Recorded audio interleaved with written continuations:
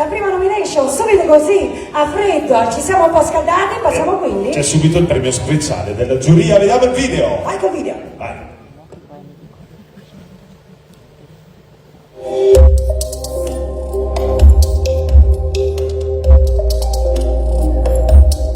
Assegnato a Parco Giardino Sigurtà per l'evento stagionale Gioco dell'Oca. Greg Carta ritira il premio e invito quindi sul palco Giuseppe Inga Sigurtà.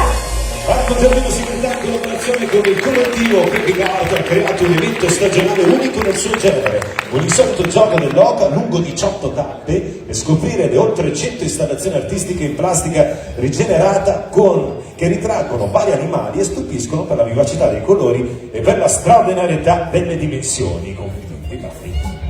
Grazie a voi per questo premio. Qui con me c'è Roberta Gueli, che ringrazio perché diciamo che è una dello staff che è sempre vicino a noi. È stato un evento particolare perché mettere delle opere d'arte in plastica riciclata all'interno di un parco era un po' una sfida, ma io credo che la plastica non sia male, è usarla male che male. Grazie.